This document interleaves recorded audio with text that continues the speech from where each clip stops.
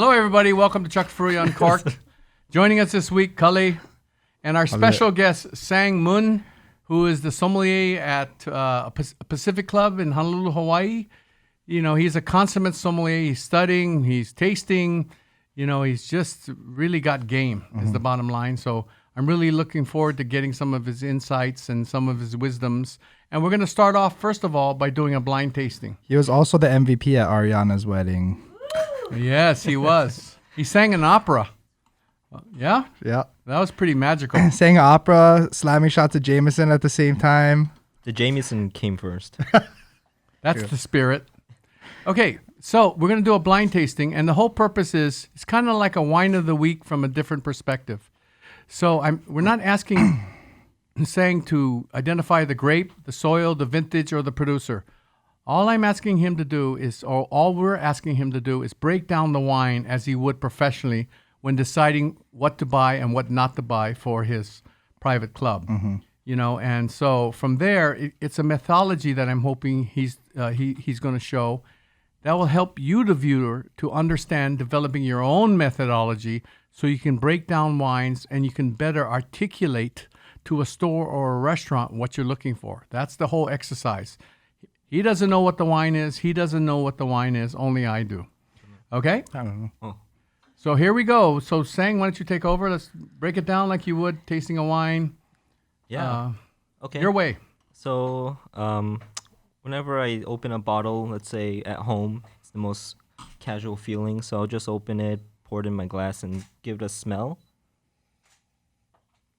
I think this, on aromatically on the nose, it has a beautiful kind of riper citrus tone, but it has a kind of a savory quality like apricots, which I love because it has that deep kind of fleshy tone to the fruit, which gives the wine some texture.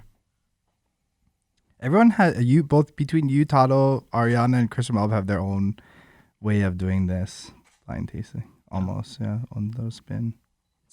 Smells good. But I don't think. Did you make a joke just now? No, I'm just oh my saying God! it smells Record good. this one. Sang made a joke.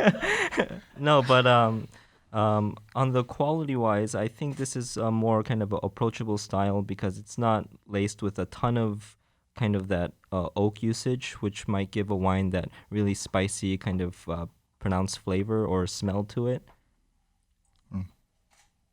It's more subtle. It's kind of like a shy character aromatically. I'm not sure how to quantify minerality, but it does have that kind of bright, fresh kind of that stony quality to the nose. Rather than apple, pineapple, pear only. Right, right. Right. So it has something else going on in the wine.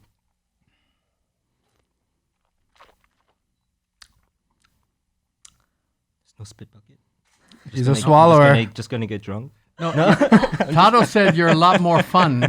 So That's true. That's true. We took out the spit bucket. Just Oh, so you okay. Thank you so much. Thank you so much. Can I get a little more? No, I'm a little thirsty. You want a straw?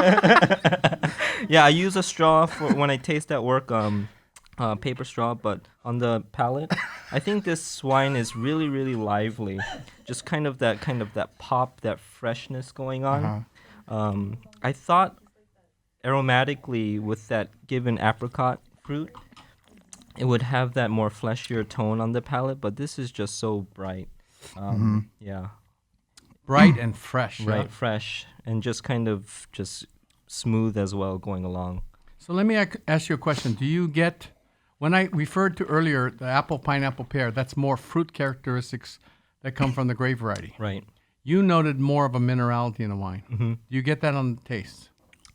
I do. Yeah. Okay. I'm just trying to clarify so the viewer understands what it is that you're experiencing. Right. Yeah, it just kind of gives the wine a shape from that minerality. And it just, yeah. I will definitely eat this with kind of maybe lighter sashimis or maybe not strong pokés like Hawaiian style, just fresh rock sea salt with limu, which is a good addition with mineral-driven wines like this. Limu being seaweed. Wine yeah, seaweed, yeah. What about the A and the B weed? No? Just asking questions here. Don't shame me. No, they're not organic, so just the seaweed. Okay. Yeah. And I think for our temperature too, just really refreshing from that lively quality. I would maybe probably pay 17 to $20 a bottle for this. But there are styles that might go for $15, which I think is a steal. If you have Retail. the opportunity, yeah. Okay, so let me ask you some questions then, because I want to flesh this out more so we understand what you're thinking. So when I break down wines, I look to. I thought that was gonna be a pun. I look to break down, first of all, the dryness to sweetness. So therefore, I look to see, is the wine dry, medium sweet, or sweet? Is that what customers want to know? Is that what viewers want to know? Absolutely. It's not as sweet as Chuck, so it's. So I would say it's Thank probably you, just. I appreciate it. I would say it's just. Is it as dry as I would say it's dry. Yeah, just dry. Maybe like not bone dry like the Yeah. jokes, but just dry. Okay, then the second thing I look at is the body of the wine, the weight or the feel of wine on the palate. So I always ask myself, is it full, medium, light, light? I would give it a light body. Okay, so for me, this is more light to medium, perhaps medium minus in body. Then I try to assess the acidity. Acidity is on the sides of your tongue. It's like little pins being poked inside. Would you say this is high, medium, low, low acidity? I would say it's a medium plus acidity Yeah. wine. So, Kelly, you agree? Yep. Okay, so for the viewers, a lot of people want smooth wines, whether it's Cabernet or it's Chardonnay. Smooth means low acid. This one has medium plus to medium high, in my opinion, acidity. So that means there's a lemony kind of like edge to it. And so therefore that tells me wherever I imagine you use a squeeze of lemon, this is one of the wines I'm going to consider because it has that squeeze of lemon edge to the taste, right? So we've just described this wine as dry, light to medium and bodied to me, medium plus acidity. So already for you, the viewer, you got some lingo now to talk about the wine. Now he's talking about the fact that he feels it's mineral driven more, right? Oak, no, yes or no? No. No oak. It's what else you want to say about it in terms of attributes? No oak. It's dry. I think Minerally? due to the minerally. I think due to the acidity, it's probably seen some, possibly some stainless steel Fermentation. Okay, so stainless steel keeps the wine more fresh and vibrant. Oak kind of rounds it out, mutes it a little bit.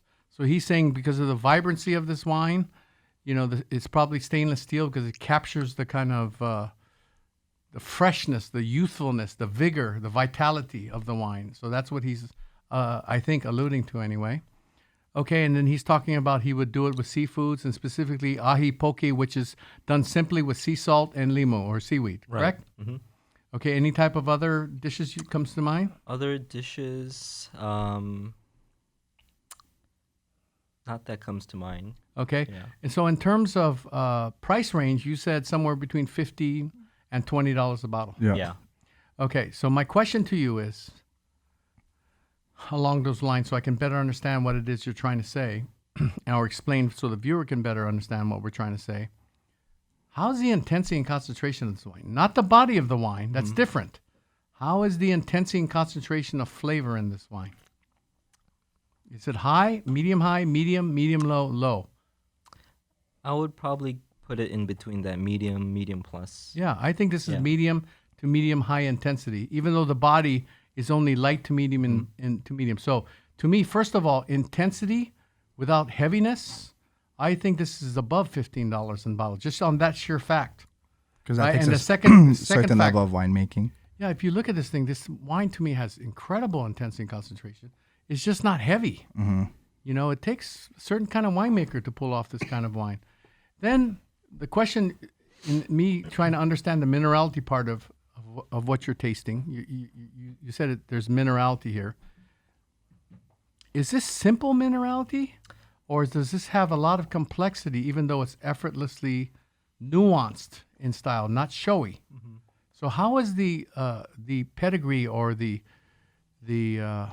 character of this wine? Is it simple? No, I think lingering on the palate, the finish is incredibly long. Right. And you can I agree. taste that like it's like a chalky, like wet, stony kind of briny I feel. agree 1,000%. But to me, I'd like to add to that, this wine has a complexity that's innately from the vineyard. And therefore, it's not just simple grapes to me. You know, it's the difference between Premier Cru and Grand Cru, the difference between Village wine and Premier Cru. There's something extra in this wine that has pedigree that I think is more than $15 to $20 a bottle. Now, if I got this wine for $15 or $20 a bottle, I'd be super thrilled. You know, but I just from tasting it, breaking down, and based upon the intensity and the pedigree, I think this wine should be priced at a much higher price. And what is the price of this wine, and what is this wine? I don't know. I know what the wine is, but I don't know what the price is. Oh, but wait. I thought you meant price with the Chuck discount.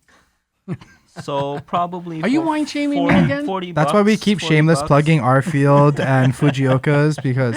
Nah, I'm just kidding. I'm They're- playing. Yeah. You know, they have schools to develop senses of humor, guys. I think this guy is the best sense of humor.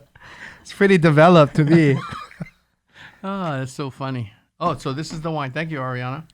So this wine is Puy Fumé, Regis Minet, Via Vines. So Via Vigna means old vines.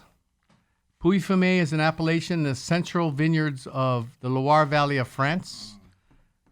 So this particular appellation, it's hard to pinpoint a soil because the soil is, in this area, it's a collision of different soil plates. So you have marl, you have limestone, you have sandstone, you have gravel. Just to name some things, you have clay. There's other soils here, sand, you know, so it's a collision of all these different soils. And every winery and their vineyard is different, so it's hard to pinpoint a precise vineyard soil mix for this particular vineyard. And what is the grape in this one? Sauvignon Blanc.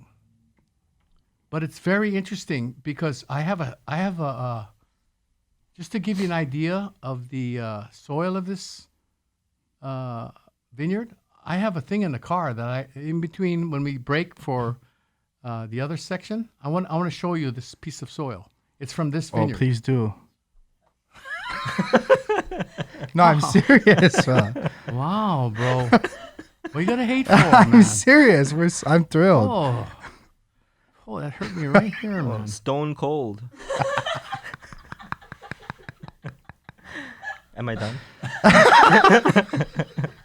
So anyway, so this is Sauvignon Blanc from France, and I think it's more of a wine of the soil and of the vineyard as opposed to the grape. You know, when you taste a lot of New Zealand wines, Sauvignon Blancs, you're going to get more of the, you know, star fruit, kiwi fruit, melon, you know, I don't want to say the other words, but it's got a distinct aroma that's more primary. It comes from the grape itself. And from California, you have a myriad of different soils and climates where the Sauvignon Blanc is grown throughout California. So it's hard to pinpoint exactly what a typical California Sauvignon Blanc can be. But being that this is Central Vineyards, Loire Valley, I think it's pretty distinct. I think it's very characteristic. It's very pure. You know, it's very effortlessly light. It's not heavy. It's not gaudy. I think it's great. How much would you say this is in the store, Ariana? $23. I think that's a really incredible price for this wine. So that's that. So thank you for sharing your insight on this thing, Sang. Thank you. Whew. That was rough. Thrilled, bro. Oh man. Boy, you got me. Oh, this is something else. Yeah. Whew.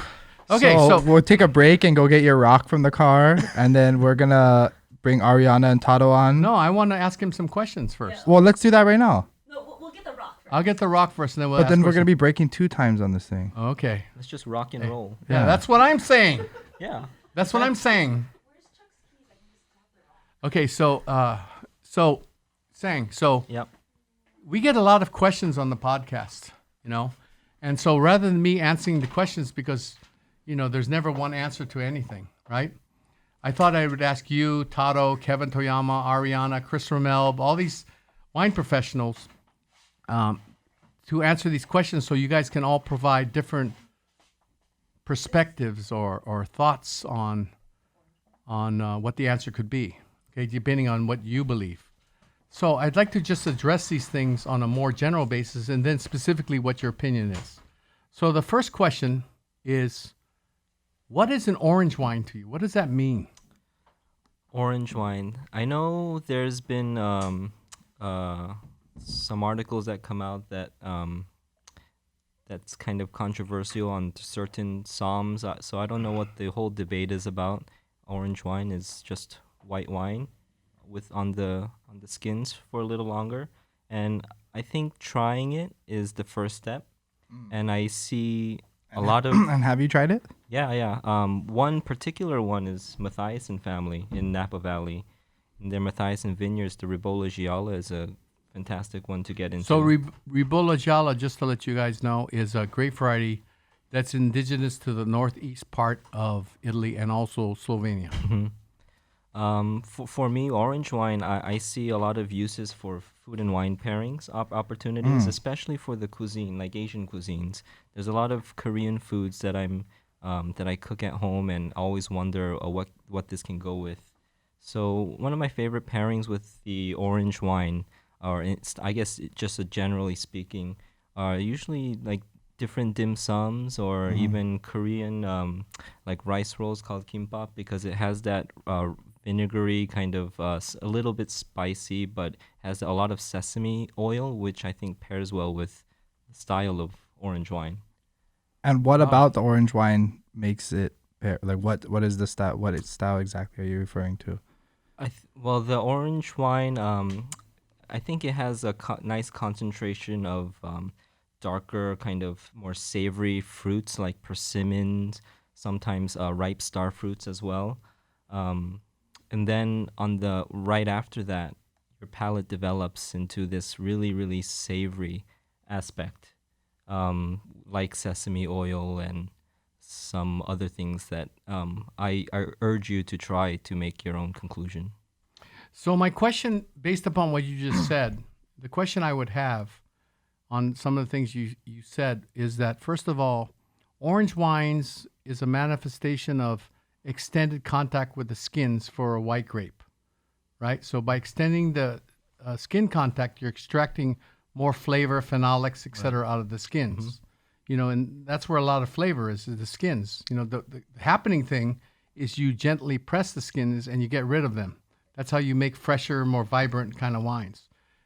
Orange wines is the exact opposite. You're doing extended skin contact. So although I agree with him that it creates more savoriness in a wine, the question I would have you that it also creates more bitterness in the wine, more phenolics. So does that not? How does that work with your sesame oil and your all the things you mentioned? You know, sesame oil is sweet, sesame oil is salty. You know, so how does And that slightly work with bitter that? too, right? Yeah. Right. So how does that work with that stuff in your mind? Well, it's usually in Asian cuisine, using sesame oil, it's paired with high saute within a wok, which gives it a little bit of that that I don't want to say smokiness, but you know, that wok flavor from the high heat, which causes some bitterness. So I think the that extended time on the skins, it gives it that textural component to complement those style of cooking, but also in in the cuisines in Korean cuisine, we use a lot of pork and ground beef mixed with sesame oil, and some garlic as well. So I think that it's the bitter and bitter kind of that canceling effect to create something sweeter within that vegetable or meat. Wow, that's great insight. That's great. I have to think about that. So, Cully, just so you understand, Sang actually came up cooking. Yeah. So that's So his they expertise. understand the So viewer. he's worked with CIA trained too, right? and also Kajioka, Chris Yeah. Kajioka. You know, that's one of your mentors or the people you work with, right? So he has a lot of expertise in cooking, and you can see that he's describing the technique and the hows and the why. So now I'm going to check this out. I think that's a very interesting perspective. Thank you. The second question is that I always question that I don't know if the term natural wines has been clearly defined. You know, there's no official designation or anything like that. So everybody, in my opinion, has a slightly different interpretation of what that all means. What does that mean to you? Well, I probably get some mixed reviews on what I'm about to say. That's okay. But Speak freely. so again, I don't know what the whole debate is about, because at the end of the day, you buy and drink what you like, and I think terming and coining the word natural wine, it's one of those things. You make a choice. You can either go for organic sort of certification on a food item and place it on the label, or you don't. So I think that analogy kind of describes it for me. Okay. So, is that a consideration for you when you buy wines for your wine program? No, not too much. It just has to taste good, and I have to be able to Get behind it and get support. behind. Yeah. Exactly. Oh, good. Like That's a great answer. Yeah, like the blind tasting. You don't know what it is. You don't know the label. You don't know the brand. It's not Nike brand. So I don't have any preconceived judgments on it. You just blind the wine. If it's good, give it a price, and then let other people explore. Hmm. That's a good thought. Thank you for sharing. The final question is, we got it from a couple out in, I think, Boston on the East Coast, and they were saying that the season has changed. We're moving into winter now, late fall, early winter. So over there, it calls for more stewed foods or braised foods, and therefore they're asking, what does this mean in terms of wines? And specifically, they pointed out braised lamb shank. So, what are your Or more thoughts? stewed foods. Too, Yeah, so, what are your thoughts on wine recommendations or thoughts of what you would serve with that kind of preparations? Right. Well, with stewed and braised types of food, I would go with the typical red wine route. And at the Pacific Club, Chef Eric makes a delicious beef bourguignon.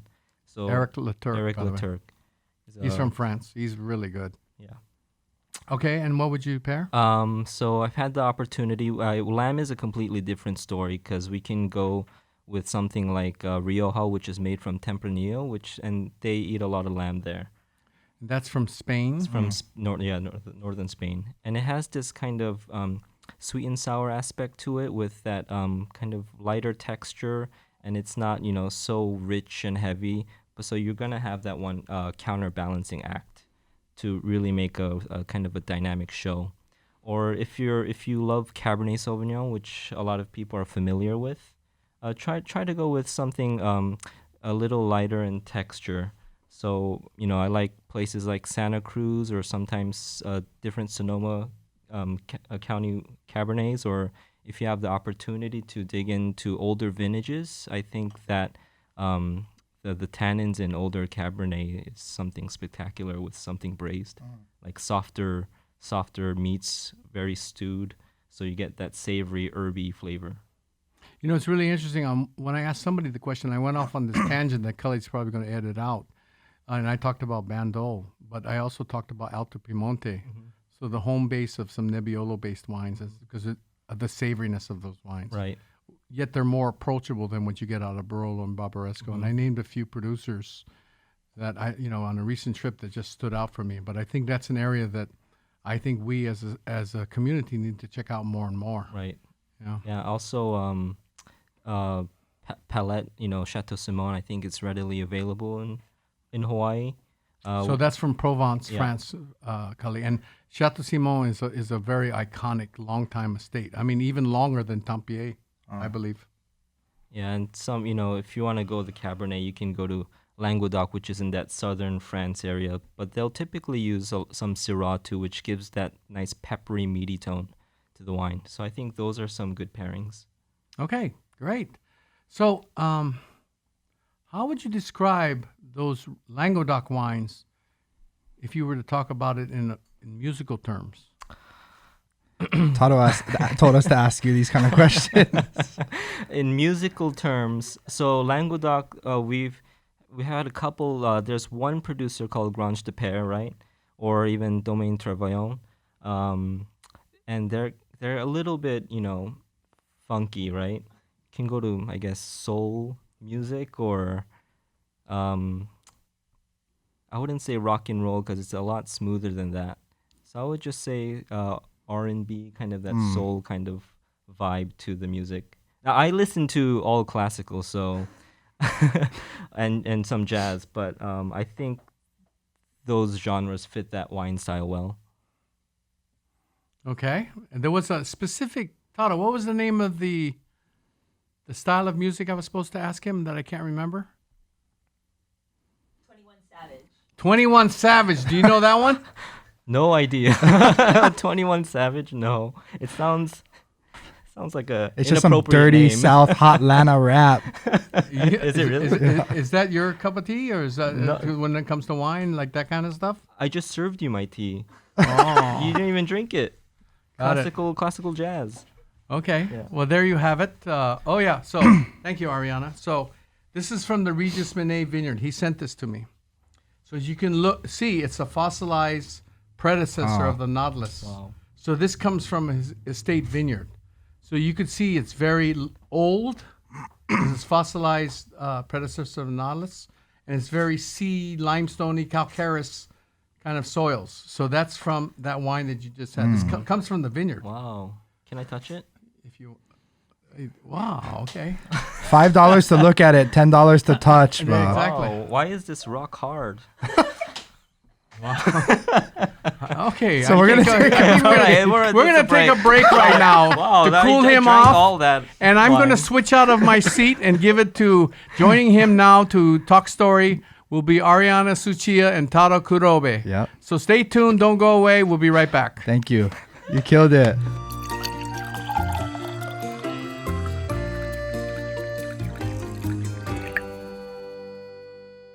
Hey everyone, welcome back to Chuck Furuya Uncorked. I'm Ariana here with my really good friends, both Taro Kurobe and on Sang Mun's podcast. So hello everyone, welcome back. We just want to get into a little bit more about what is Sang, what makes Sang tick. So can you just elaborate? I know that you mentioned earlier that you actually went to the CIA for culinary. Can you explain a little bit about that experience and how do you bring that cooking knowledge to your current position in wine? Sure. So first of all, I started in the kitchen in high school because I needed money to buy katsu plates and go to the movies. So I started dishwashing at this jazz bar in the Honolulu Club, that fitness center. And then I just kind of fell into cooking. At the time, I thought I was going to go into music to study conducting. But I think cooking just spoke to me because first I get to eat for free. And I can create something and watch the instant gratification on the customer or the person I'm cooking for. And then after that, I went to Grosvenor and CIA, and that was a really, really good experience because the CIA was a really well-run school. As a student, they have 5 restaurants fully operated by students front and back of the house, and as a manager as well. So working back of the house, culinary school, you still had front of the house Right. classes. Mhm. Okay. What Yeah. was that like? And in front of the house classes, they teach you service, I guess kind of more business 101, and wine class. That was really fun at 6 a.m. tasting Rieslings at 6. Was there a spit cup? Yeah, there was this pickup. Oh, It's okay. by law. By law. I heard most importantly you met someone very special at CIA. Oh, that's right. No, I'm just playing. I met my wife. We were in the same class. Her name is Min Kyung, and and I met her at school.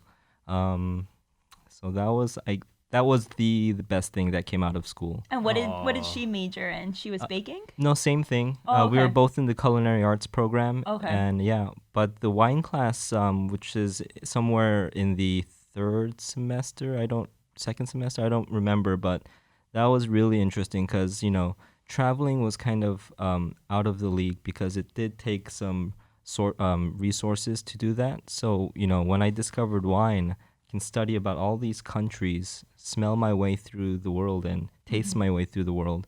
That was really fascinating to me. How did you end up in Hawaii? In Hawaii? Yeah. Oh, my cousins lived here. So, from North Carolina, I visited my cousins. And then I told my mom, can we move here? She said yes. then we moved here. So just to be clear, Sang is a very worldly man. He started out, you grew up in North Carolina. That was your Yeah. childhood years. And you had cousins in Hawaii. You eventually moved here because you're so persuasive as a young kid. And you went to high school here in Hawaii, Yeah. right? So you're still an island boy. Yeah. Then from island boy roots, getting katsu plate, working as a dishwasher, that inspired you to go to the CIA in New York, Hyde Park, Right. correct? And then where did you go after that? After the CIA, I came back. Well, no. You went I to went San to San Francisco. Francisco. That's Yeah. right. Yeah. I to You just open. casually forgot. Well, Chris Kajioka, he's a great mentor. It's tough, but you really, really learn a lot from him, and you need tough skin, and pretty much. But I'm thankful for that. Where did because- you work with Chris Kajioka at? Well, we opened Murad. I was part of the opening team, starting as the line cook and in the garde manger station, and then kind of worked in between hot apps as well, and that was where I kind of transitioned into front of the house. Oh, okay. Yeah. Just taking on, I believe it was a food runner Yeah. role. Right. What was that transition like, moving officially from back? I know you took classes in CIA, but what was the actual real world experience like, moving from back of the house to front of the house? It was nerve-wracking because, at that time, from 15 to that age, I've been cooking for, I think, 7 years at that time, or 6 years. So I really didn't have a relatable personality, which you needed for front of the house. So that development period was really interesting.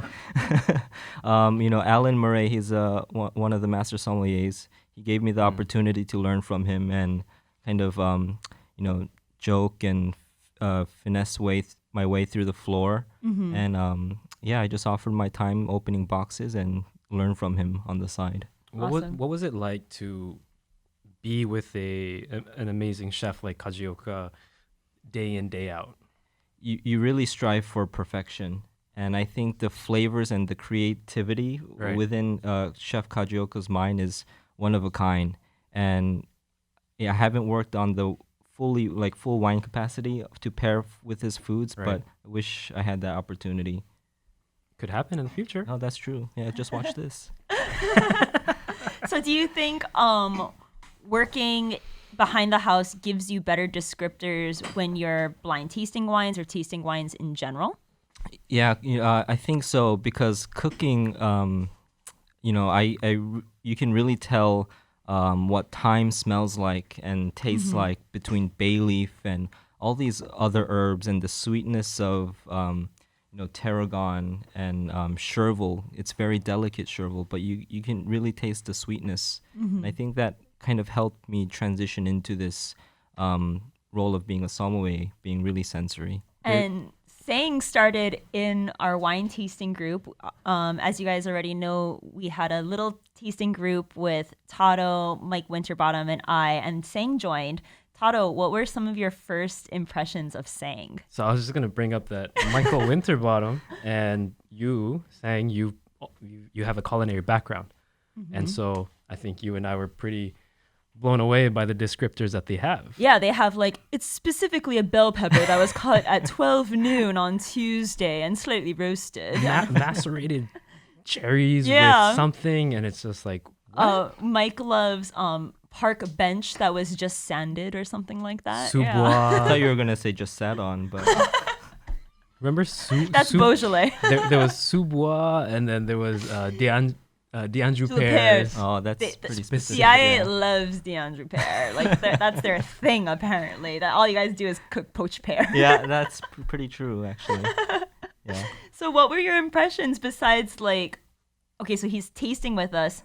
You're kind of more or less, believe it or not, Sang is younger than me. I know everyone thinks that I just turned 21 barely, but Sang is actually younger than me. So having the new kid on the block, Sang, what was it like coming in? And Tato, what was it like having Sang? What did he add to the group? I think coming into any new environment, I'm always a little more shy or more reserved to just observe my scenery. No fire jokes yet. You weren't like Right, really no on a roll jokes, yet. no jokes, because you really have to gauge the environment to really bring out the You're good, feeling good us jokes, out, the yeah. good jokes. But no, I think I think I became a little more open because you both were so hospitable, and if I said something wrong, I didn't feel bad about it, and that was the main thing, the reason why I kept showing up week after week. Do you feel bad when you bust a joke? And it doesn't land. Yeah. No, I just it gives me more, um, I don't know, it makes me want to try harder. Don't worry, Chuck's used to that, right? Right, Yeah. right. Also, I kind of want to bring up, it's really interesting for me because we have 2 Pacific Club sommeliers in the house. So for those of you that don't know, Taro Kurobe was a Pacific Club sommelier, and he literally passed the baton to Sang. We got to witness that whole transition. I watched Taro start at the Pacific Club, end his time there to move on to G-Lion, but literally pass on like the baton to Sang. Can you guys speak a little bit about that transition? And I couldn't ask for a better person than Sang, for real. because you helped really foster that Wineless was your baby. Right. But Pacific Club is an amazing establishment where there was Kevin Toyama, there was a Marvin Chang, there was Elton Nichols, there was a bunch of amazing sommeliers there. And so it's an honor to be a part of that. And then you obviously This pass legacy, it. yeah. Correct. So you pass it down to the next generation. And another thing about Pacific Club is you really get to know the members. They become family. And You still have a relationship with the members to this 100%, day, yes. even Yeah. after having left. Yeah. and they would tell me about Sang. And a lot of them were like, he's a little shy, but we're just waiting for him to come out of his shell. And now he's just this amazing sommelier. Soaring. Everyone's talking about you. Everyone talks about your singing capabilities. And you talk about that. I will take responsibility for that. But yeah, I hear amazing things about it. And so I'm stoked. I'm just super happy that I hope you're happy. Yeah, I'm super happy. I know wifey's happy because Yeah, you get to go home at a At a reasonable hour, right? Yeah, no, it was, I'm really fortunate to be where I am, and all the members there are so supportive. I was kind of blown away at how nice everyone was. Yeah. I thought I was coming in and I was ready to, pull out my sword and battle, but no, everyone is so inclusive and they really, really care about the staff there. And you've been really innovative as of late with the whole pandemic and everything. I've seen you've been doing a lot of like virtual wine seminars for members as kind of incentive to the members. Can you talk a little bit about like that creative process and Right. how you developed that? So first, I think it was Patrick Okubo that when he gave us some tasting samples in the glass bottles, then I looked at it. I was like, wow. Now, how can I apply this and bring that to a lot of people? So that's where the virtual tastings came about. And with the creation of Zoom, but there were a lot of other platforms. Right. But it was just piecing together different experiences and then using that to give wine to a crowd. Yeah, and it's been really well responded to by the members, would you say? So I do buy the glass in those things. Fill it with a little argon gas just to make sure. A lot of different tasting flights, and one cool thing that I started was a private tasting at your house. So as a member, you can sign up, and I know what a lot of members' preferences are. You have So all the little keynotes Right, so about I would them. customize their tasting, their Zoom tasting. Oh, And wow. I think that's really special. he would Oh, he wow. would send me texts or pictures of what he's doing, and it's innovative. It's really innovative and it's engaging. And so I respect what you do. It's pretty amazing.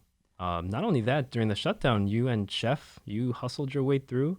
right? Doing takeout, Takeout, right? takeout, On the yeah. fly, like just making it work, right? Right. What was that whole experience like for both of you? Actually, really Yeah. learning to pivot, I would say. I think the introduction to the glass bottles was a game changer because at first I was really fortunate to be able to be a part of the takeout team, and I always wondered why me, right? Because I'm the youngest of the staff members. But seeing the glass bottles, that really I had to step up and support the club that supports me. Yeah. So we offer any wine that any member wants to go in glass form or bottle. There's no answer. Yeah. And you That's kept awesome. you kept the members engaged, right? You stayed in contact with them, and initially there was a little, not a threat, but Right. okay, we're gonna shut down the club, but you Exactly. guys really hustled your way through. Yeah. For both of you, you both worked at independent restaurants before working at the club. Now, when you're at the club, you have this different relationship with the members where you get to, like Sang said, know what they like. How does that develop, and how is that important for you, for both of you? Gotta be careful with this one. How did you do it? Sang's like, I'm still working on it. To my point earlier, you become more than friends. They are family. They Yeah. invite you to their place. This is prior to COVID. They invite you to their home to get to know you at a different level, right? And they support you with your journey. If I would probably not be in advance right now if it wasn't for the members. The kindness Correct. and the generosity. Yeah, correct. And they really, a lot of Pacific Club members are all well established and successful, and they know what it is to support people who are striving for a certain vision or a goal. And so I think that was one of the reasons why I still stay in touch. I think not that I owe a certain a gratitude, but also, you just got to pay it forward. There's a reverence. Yeah, Yeah. yeah. Right. Absolutely. What about you, Sang? I just want to touch that, every time anyone has an opportunity to dine out, you're giving that power and support to the staff, right? And that's how I feel about the members. They're giving us the power and the support. And that's the same way with if you're a guest at a restaurant. You're doing a really good service for the local economy too. Yeah, I would like to say I was so happy because I got to actually witness Sang on the floor helping him with a wine dinner, and the members love you. And also the staff is really, really keen to your leadership. You guys have a lot of magic going there, so keep it going. Thanks. Oh my goodness. But I also want to transition because Taro brought a very special bottle to share with everyone today. This is a little bit different than what we typically do on our Wine of the Week segments. This is Saxum. It's a very iconic producer. It's a very iconic vineyard. There's a lot going on here and to be said. So, Taro, thank you, first of all. And can you explain why this vineyard and why this producer is special to you? And you also brought it 2006, so thank you. My pleasure. I think this all stems from us being a part of Winespeak, and that is Chuck's event. That is a life-changing event for me. And I didn't really know about Saxum, much about it, until he took me there, and it was a group of us. Unfortunately, someone was a little late behind, but no, for me. But he still got to drink the wine. That's important. Like with anything, there's sentimental memories at Saxum for me. Yeah. Doggo. Doggo, right? Justin Smith's dog. Shout out to Doggo, keeping it real in the vineyard. Yeah. Like iconic vineyard dog just rolling around in the dirt, which we love, right?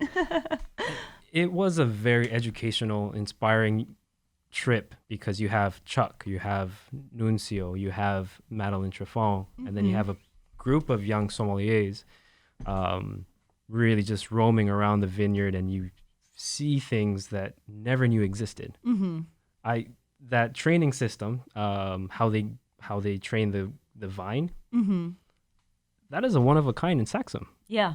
I think for me personally, visiting Saxum, and Justin Smith is a very busy man, like Chris Ramelb, but he took the time to actually show us his vineyard, and he is a farmer. Like, at the end of the day, he grew up with these vines, and I think just standing there in the vineyard, we were able to see he treats the vines with this utmost respect.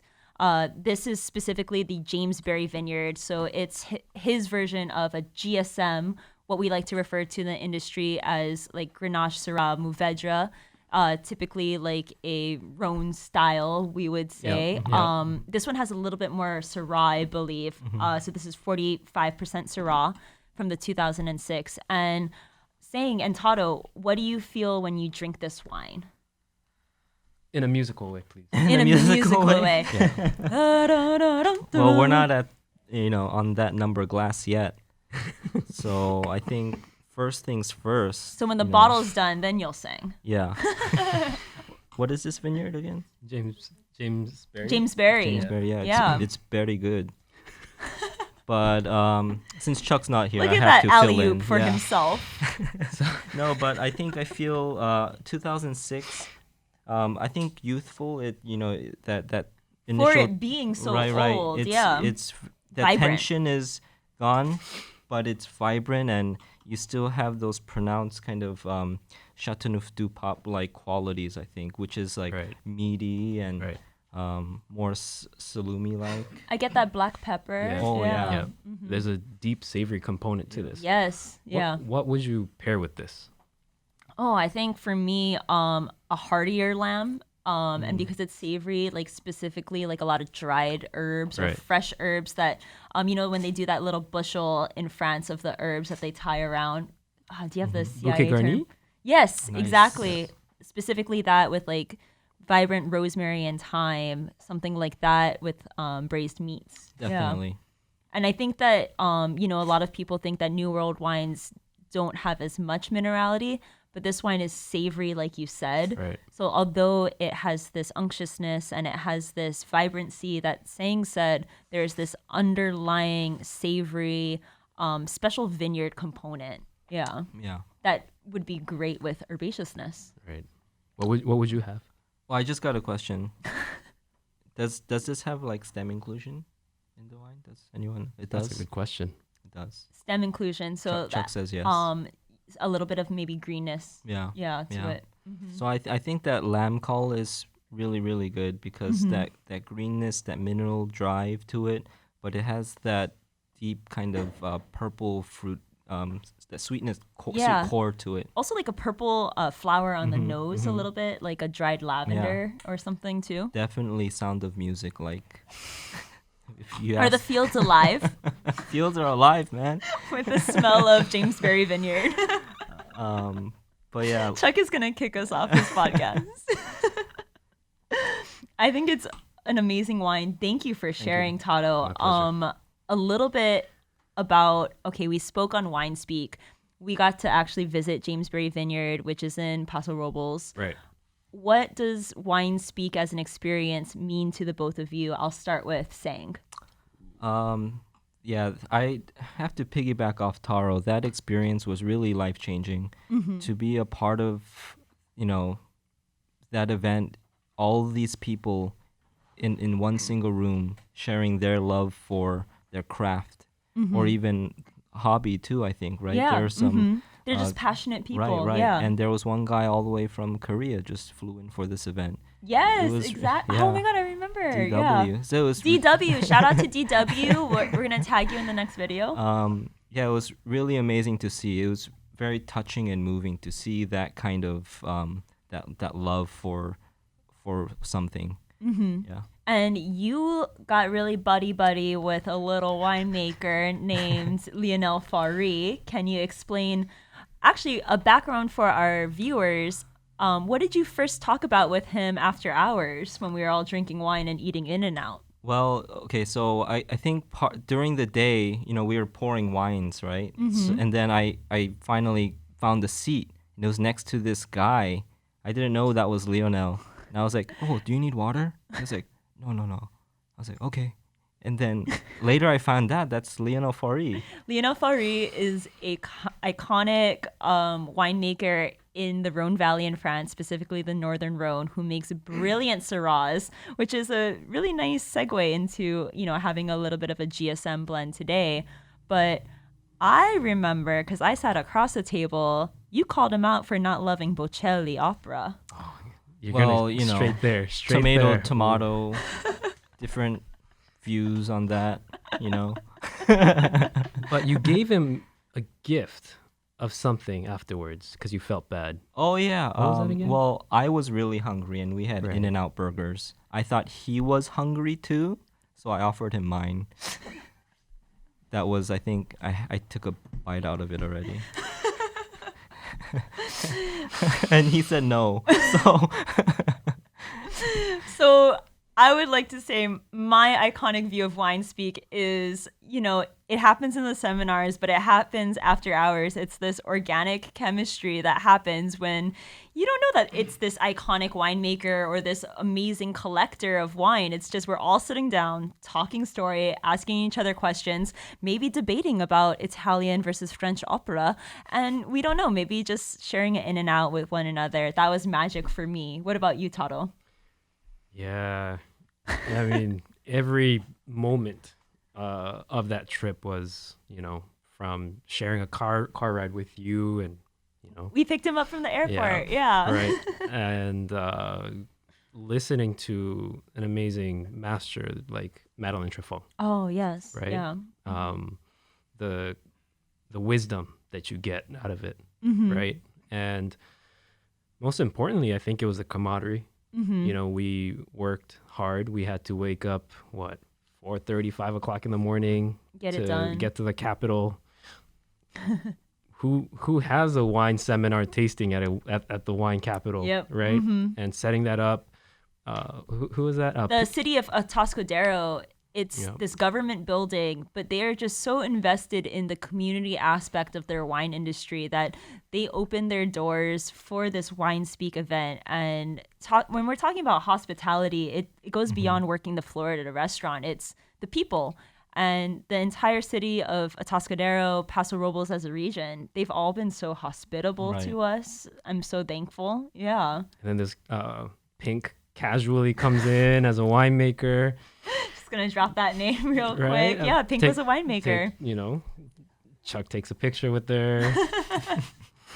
So Blows up the internet. yeah, but going back, it's just, again, every moment was amazing. It was inspiring. It was something that even I think about every day almost. Yeah. Right? And we talk about it, we laugh about it, and those fond memories become a lifetime Friendship treasure, right? and treasure and just memories. Yeah, I love that. So I would love to thank you guys for taking your time here today to just talk story with us, because it's reminiscent of Winespeak and the magic that we have with not just wine, but just with each other. So I just want to say thank you, everyone, for tuning in, featuring both of my dear, dear friends, Sang and Taro. And thank you to Chuck and Cully for giving us this opportunity Thank to you. share one of Thank our you. fondest memories. So thank you, everyone. Cheers. Cheers.